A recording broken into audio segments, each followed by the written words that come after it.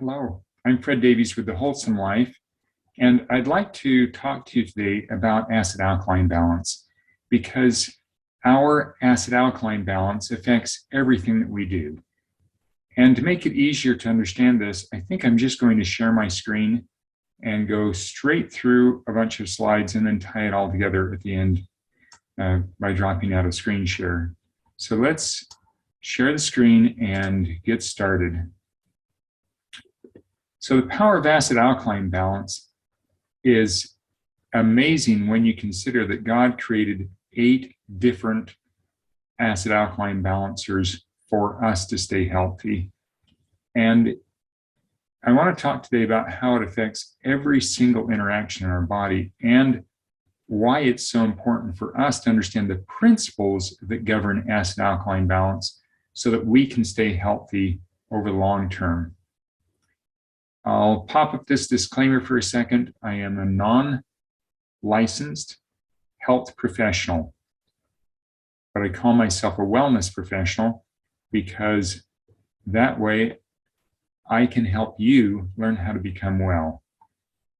7 buffers that were taught by Dr. Robert Young in the book Young and Young that he wrote with his wife called Sick and Tired. And in this book, he outlines the first 7 and a very good summary of what each one of those does. Those first 7 are the bicarbonate buffer, the phosphate ammonia buffer, the protein buffer, the electrolyte buffer, the low density lipoprotein or fat buffer,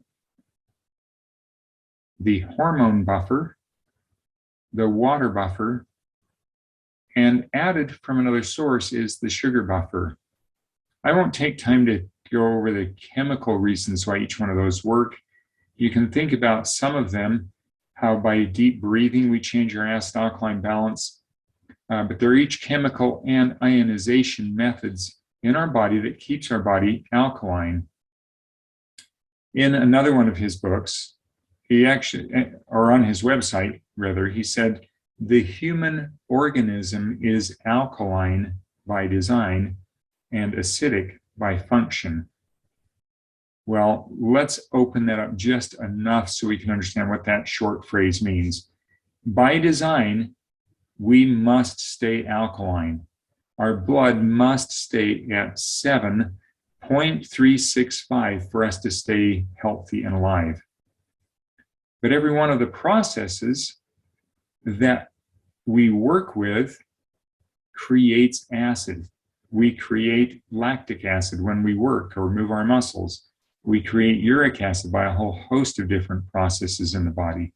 We create carbonic acid and we breathe it out to bring back in oxygen and so forth. Lots of different functions that create acid. But we have to, by design, stay alkaline to stay alive. So I'll go over in a few through these slides how the principles of staying alkaline make a huge difference on our own energy and function. Another quote from that book, if we will maintain, or from his website, pardon me, if we will maintain this alkaline design of our body, through an alkaline lifestyle and diet, we can prevent all sickness and disease. Well, that's, he said all. I don't know that a word all is a great word to use in it, but it's a wonderful principle to remember that it makes a huge difference in how we maintain our own wellness. Again, in the book Sick and Tired, he outlines that our health is determined primarily by 4 things. An acid-alkaline balance, our pH balance, the electromagnetic charge, the negative or positive charge. We are actually a battery, and that's why water is so important, and getting enough water makes such a difference in how well our acid-alkaline process is.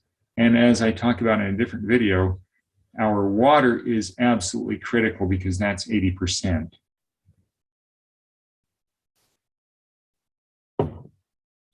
The level of toxicity in our body is significant to how healthy we remain. So eating clean, non-processed food from a clean organic source is critical. Drinking clean water is critical. Breathing clean air makes a huge difference.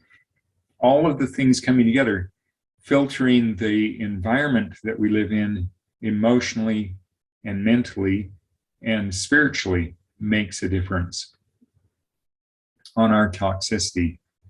And then making sure we have all of the right nutrients coming in makes a difference.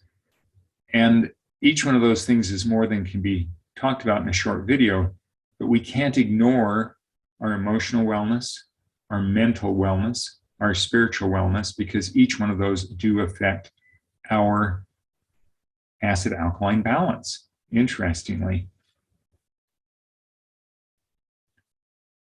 Let's go over the acid alkaline scale briefly and just talk about what you might remember from your high school or college chemistry classes if you had them. I had it. I don't remember a lot on it. I had to learn it from books as an adult. But if you'll remember, neutral is 7. Neutral, in other words, not acid or alkaline, is 7. As we move up from 7 to 8 to 9 through 14, the potential for hydrogen is alkaline up through 14. As we move down 6, 5, 4, 3 to 0, that's acid and gets stronger each time. In an acid alkaline system or measurement system, each move up by 1 is actually an exponential move. In other words, it's times 10. So 7 to 8 means it's 10 times more alkaline, whereas 7 to 6 means that it's 10 times more acid. So if we take an example of, and I'm just going to jump to the next screen, that shows some drinks, a carbonated cola drink that is about a 2.5 pH is actually from 7.3, let's say it's 2.3, just to make it equal wholes. From 7 to 6 is 1 whole times 10. From that to 5 is another whole times 10.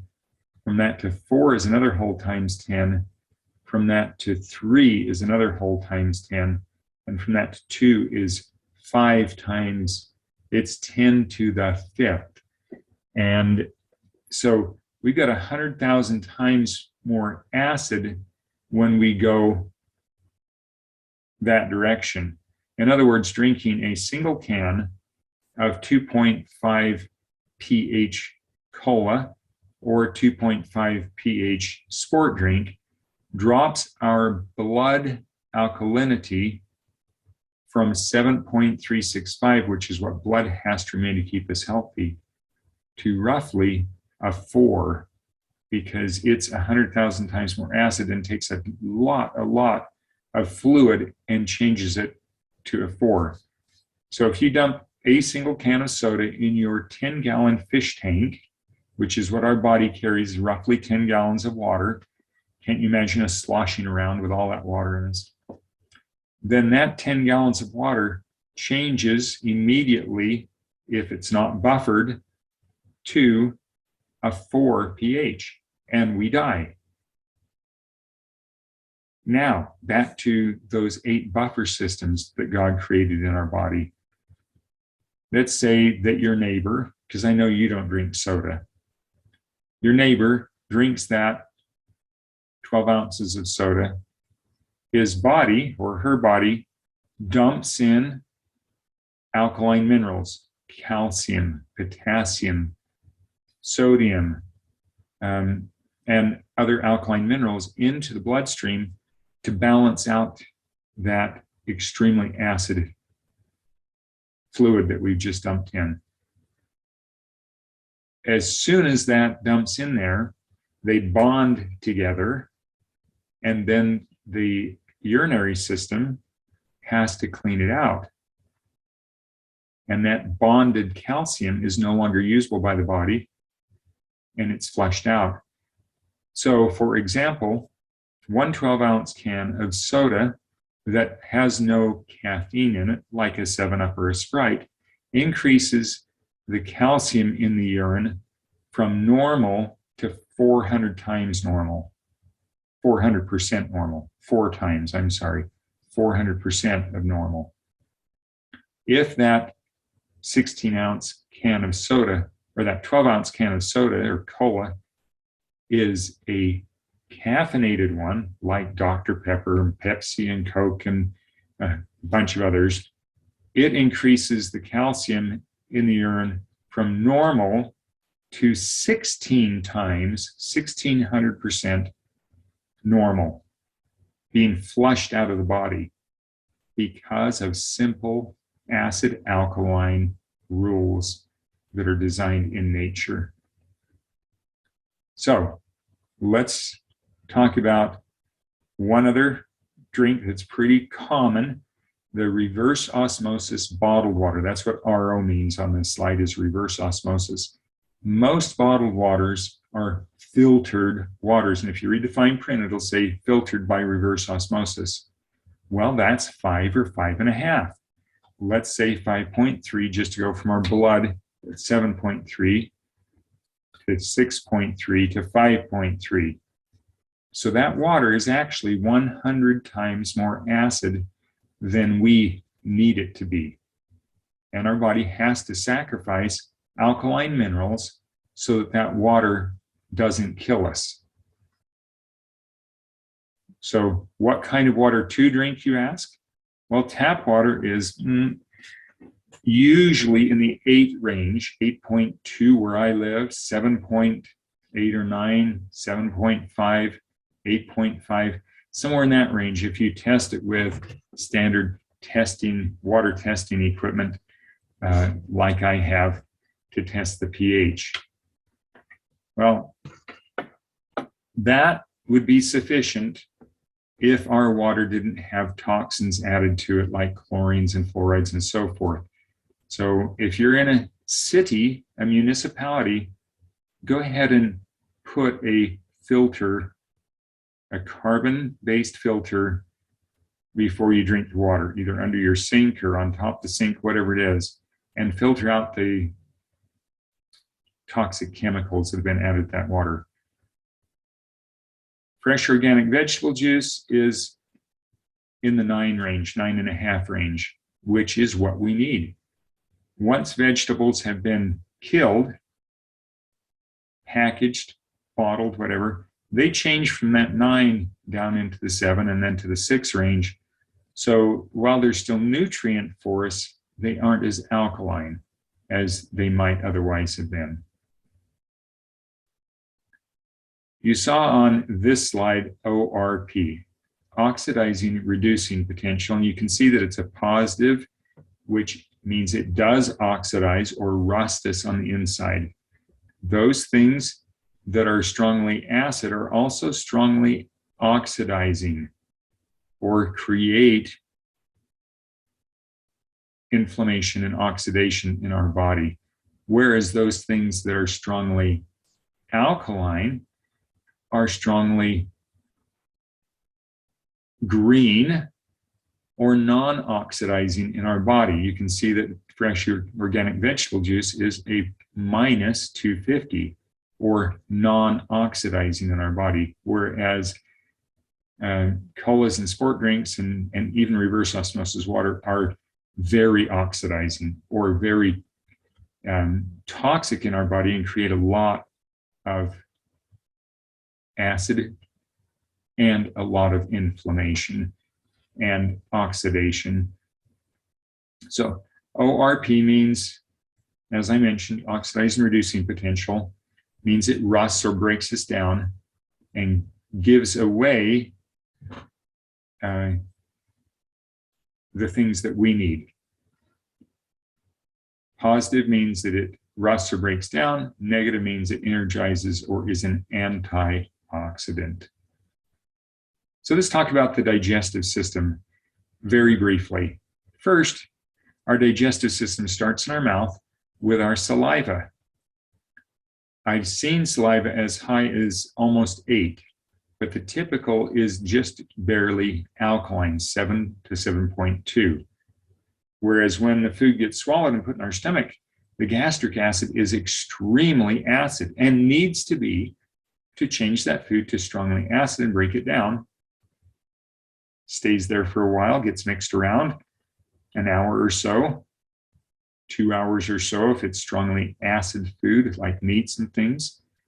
And then it goes into the small intestine, and our pancreas produces pancreatic enzyme that, if it's functioning properly, it will dump it into the small intestine and it moves it back to alkaline. And then in the large intestine, those alkaline minerals are reabsorbed, it turns to acid, needs to be expelled so that it doesn't acidify our body or make us more toxic.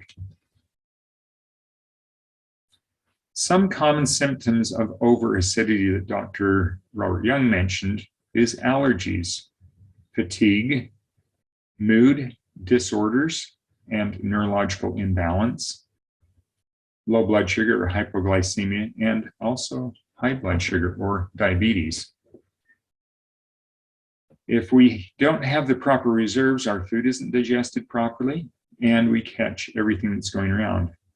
Some people call this out of balance aging.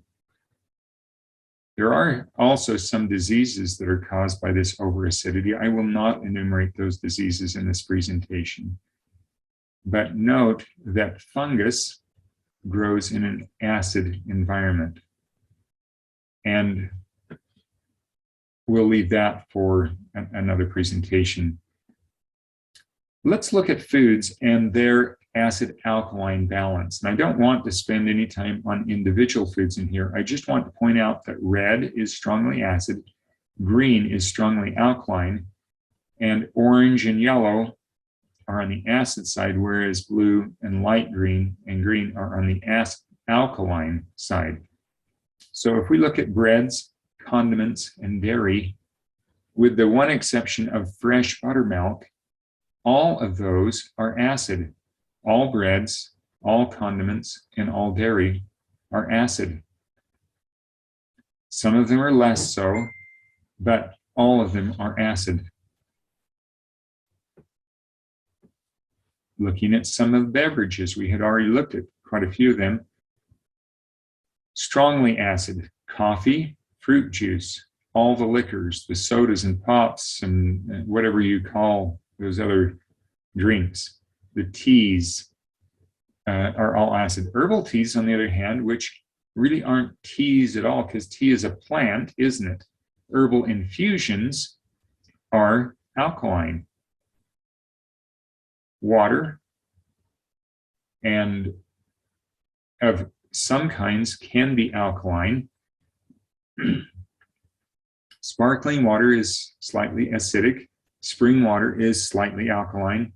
Wine, of course, goes with the other alcohols, and it's acidic. Looking at vegetables, and I'll just highlight on vegetables for the next few slides, that pretty much all vegetables are on the alkaline side. So let's look at the few that are not alkaline. Blue-green algae, canned vegetables, and cooked vegetables are acidic. All the rest of them are either slightly alkaline, quite alkaline, or very, very alkaline. For example, barley grass, cucumbers, dandelion, doggrass, and alfalfa are all very strongly alkaline. Just a few more examples of alkaline vegetables. Cabbages, ginger, the ones that are strongly alkaline, kale, kamut grass, which is another wheatgrass, of course. And then if we go into these, shave grass, which is also called horsetail, I think I got that name right, is strongly alkaline. Soy sprouts, all the sprouted seeds, and the straw grasses and wheatgrass, strongly alkaline. One of the reasons I recommend Dr. Christopher's Jurassic Green is it has 3 very, very alkaline grass flash dried in it. So it's a very alkaline drink. And the same with Dr. Christopher's calcium tea formula, has shaved grass and oat straw and several other things that are very alkaline, as well as having a lot of calcium and other minerals that the body needs to use. So our ability to keep our body healthy and alkaline is by eating things that are alkaline already and by drinking foods that are alkaline and controlling our environment so that it's an alkaline environment. And I'll just flash this up there as an alkaline lemonade recipe. Some people go, wait, lemons are really acid. Well, they actually have an alkaline effect in the body.